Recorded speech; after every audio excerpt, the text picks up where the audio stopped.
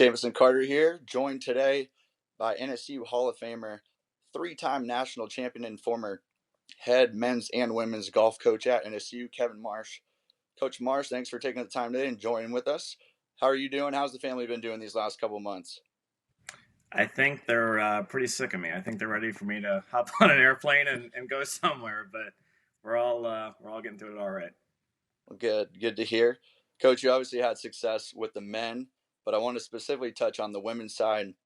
2009, 2011, you guys three-peat, three-time national champions. When looking back on that run, what's the first thing that pops into your mind? I think the first thing was just how fun it was to build the program. I mean, we were new to the Sunshine State Conference, and really the athletic program as a whole was so new that it was just really cool to build that program and put it together and recruit the players. And then we got fortunate that we had such a good freshman class where 4 to 5 of the girls started all 4 years that they just wrote it all through that time. Then I guess describe more of that recruiting process. You had some of the best girls not only to come through NSU history, but in collegiate golf, arguably, when Sandra, Taylor Collins, Nicole Whitmore, Maria Garcia Ost. Describe what that process was like in forming the team.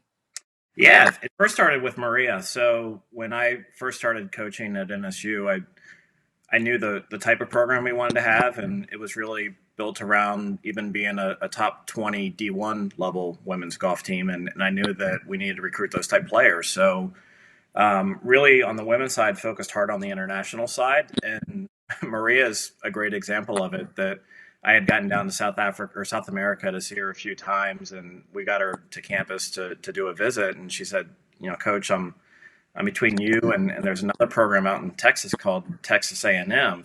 She said, "Have you ever heard of these guys?" I was like, not really. I don't know much about them, but that was the beauty of recruiting internationals. Whether they came from England and you took them to Las Olas and the beach, or Maria from Uruguay, that they didn't have that thought process in their mind that they needed to go to a top 25 D1 school. It was more about the location and the program, and it started with Maria, and then really from there it snowballed. I mean, getting her in helped build notoriety of the program, and then short after that, we were able to get in Taylor and Sandra and Nicole and Frederica, and build a strong program from there. You make it sound like the international recruiting was easier, so to speak, but then what was the kicker, getting the more domestic based, the local girls on the roster?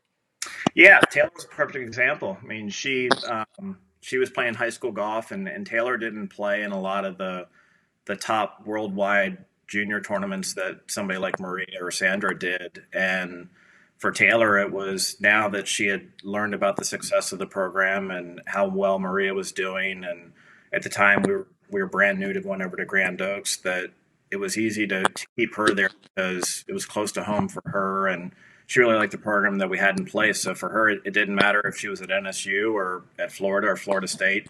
She wanted to be part of a winning program. Gotcha. And you guys finally break through then in 2009, not only the first national championship for the program, but in NSU athletics history. Just describe what that feeling was like. Yeah, the year before was Sandra and Taylor. That was all of their freshman year, and that was in Houston. It was the Spring Sports Festival, and that year I believe we had the lead or we were tied going into the final round. And these girls were all freshmen going into it, and Maria was a little bit older, but um, I think getting that experience that first year, and we ended up losing to Rollins that year, but getting that experience really helped them going into the following year, and from there, um, gosh, I'm getting old, but I feel like 2009 was probably in Ohio. I think it was Findlay that we won the national championship there, and we wouldn't have done it if we didn't have the experience the year before finishing runner up in Houston. Then after winning that in 2009, you get, like you said, they were so young, you get virtually the same team back for another year, 2 years. Did you guys ever feel any added pressure that because it was the same group again that you had to necessarily run it back and keep the winning streak going? No, it was actually fun. I think that the beauty of that team was they were so competitive that um, we wanted to do well as a team, but individually, each of those players wanted to do well individually too. So they were all individually motivated to beat other players, but also to beat the own players on their team. So I think as competitive as they were, I think everybody was always looking forward. Nobody was looking backward at what we have done in the past. And winning each of those three, is there one, whether it was the first one, the last one, one season was tougher than another? Is there one that stands out in your mind looking back?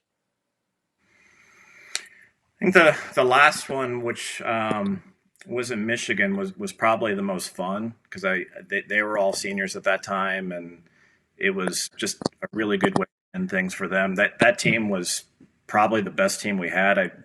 I don't think that throughout the season they lost to more than one school. I don't think the entire year. So it was just really fun just to see that the final year. But they were all completely different. I remember it was cold and rainy in Ohio the year we won it, and then the following year we were out in Arizona, and that was just a completely different dynamic. We had never really played a course like that, where it was more of a desert type course. And then the following year in Michigan, it was same thing. It was cold, rainy for a while, but just three completely different courses, three completely different fields. I think there were some schools at the time that were up and coming, like in Indianapolis, who ended up going on and winning a national championship. To schools like Rollins and Florida Southern and Lynn that were there year after year that we knew we had to beat. Then finally, before we let you go, just one last question here.